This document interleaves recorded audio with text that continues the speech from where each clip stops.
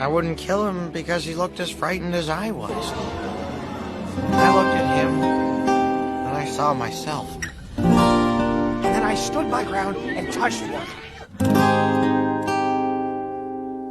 I touched a dragon. Just take this out on me. Be mad at me, but please. Just don't hurt Toothless. Yes, finally. Okay, bud.